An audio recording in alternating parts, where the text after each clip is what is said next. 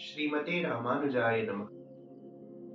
सर्वदेश दिशाकाले श्वव्यहात पराक्रमा रामानुजार्य दिव्याज्ञा वर्धताम अभिवर्धताम। रामानुजार्य दिव्याज्ञा प्रतिवासर मुज्ज्वला त्रिगंत व्यापिनी भूयात् सर्वलोक हितैषिणी। जय श्रीमन्नारायण। जय जय श्री राधेश्याम। भक्तराज प्रहलाद, यह एक नाम हर व्यक्ति जो भक्ति करने का प्रयास कर रहा है, भक्ति के पथ पर चलने की कोशिश कर रहा है, उसके मन में अवश्य आता है। भक्तराज प्रहलाद का चरित्र श्रीमद् भागवत, नरसिंह पुराण आदि कई पुराणों ने गाया है। भक्तराज प्रहलाद के चरित्र के पूर्व भगवान के एक अवतार की कथा आती है, जो है भगवान का वराह अवतार। बहुत काल पहले ऋषि कश्यप, जो कि देवों दानवों दोनों के पिता थे, वे संध्या काल में अपना संध्या वंदन यज्ञ आदि अनुष्ठान पूर्ण कर रहे। संध्या काल एक ऐसा समय है जिसमें कुछ कार्यों को रोकने का विधान है। जैसे संध्या काल में पढ़ाई नहीं की जा सकती, संध्या काल में भोजन नहीं किया जाता, संध्या काल में मैथुन आदि कर्म नहीं किए जाते। परंतु उनकी पत्नी दैत्यों की माता देवी दिति,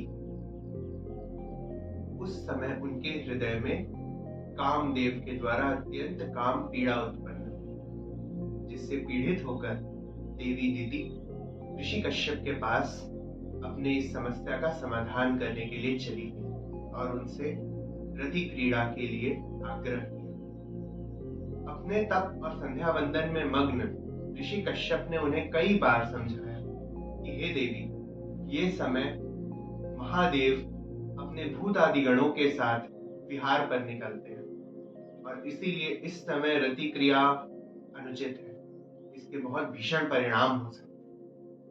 पर काम वेदना से पीड़ित देवी दिति इस बात को न समझ सकी और उन्होंने ऋषि कश्यप के साथ उसी समय रति क्रिया को कर लिया।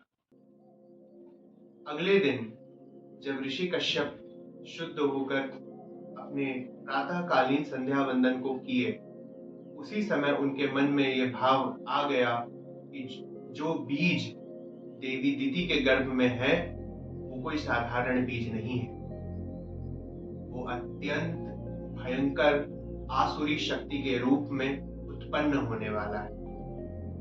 उन्होंने तत्काल देवी दिति पर क्रोध किया और उन्हें बताया कि तुम्हारे गर्भ में जो 2 पुत्र उत्पन्न होने वाले हैं, वो इस विश्व का संहार करने के सामर्थ्य को रखने वाले और अत्यंत भीषण क्रोधी असुर होंगे। ये कहकर ऋषि कश्यप वहां से चले।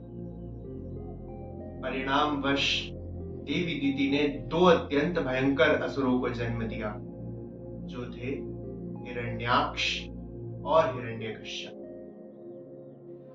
हिरण्याक्ष और हिरण्यकश्यप, इन 2 असुरों के भीतर इस विश्व के प्रत्येक व्यक्ति पर शासन करने की भावना, अपने आप को अजर और अमर बनाने की भावना, इस विश्व का एक छत्र सम्राट बनने की भावना बालपन से ही थी। हिरण्याक्ष ने इस कार्य की सिद्धि के लिए प्रजापति सृष्टिकर्ता ब्रह्मा जी की उपासना आरंभ की, उनकी तपस्या आरंभ की। फलस्वरूप ब्रह्मदेव ने हिरण्याक्ष को दर्शन दिए और उससे कहा वरदान मांगो। हिरण्याक्ष ने वरदान में मांगा कि विश्व के किसी भी जीव जंतु जिनका मैं इस समय नाम ले रहा हूं, उनसे मेरी मृत्यु न हो। हिरण्याक्ष ने समस्त जीव जंतुओं के नाम लिए जो उस समय उसकी बुद्धि में थे। ब्रह्मा जी तथास्तु कहकर वहां से अंतर्ध्यान हो जाए। इसके बाद शुरू हुई हिरण्याक्ष की विनाश लीला। हिरण्याक्ष ने विश्व के प्रत्येक व्यक्ति को प्रताड़ित कर दिया। पृथ्वी से लेकर देवलोक तक हर एक व्यक्ति को हिरण्याक्ष ने पूर्णतः उसकी हर एक सुख की वस्तु का नाश कर दिया, उसके शांति का, विश्व की शांति का संहार कर दिया। इसके पश्चात भी जब उसका मन न भरा, हिरण्याक्ष ने माता भूदेवी पृथ्वी देवी को पाताल में ले जाकर छुपा दिया।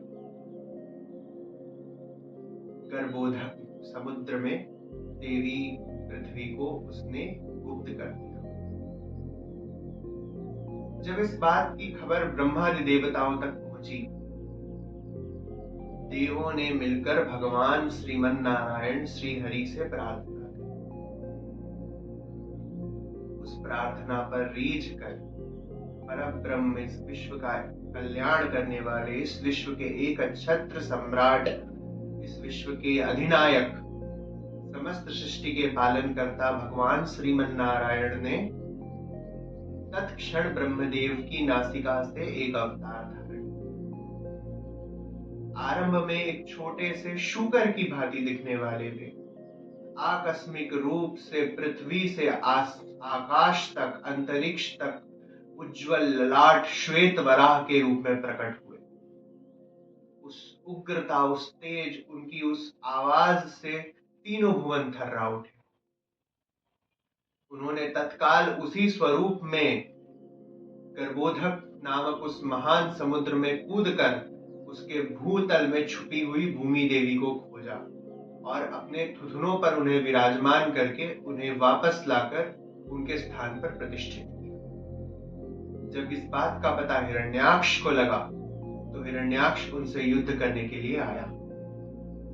दोनों महावीरों में अत्यंत भीषण संग्राम आरंभ हुआ। भगवान जो स्वयं सृष्टि के एकछत्र अधिनायक हैं, उनके लिए एक असुर का वध करना कोई बड़ी बात नहीं है, परंतु ये उनकी लीला है, ये उनके लिए आनंद वर्धन का कारण है।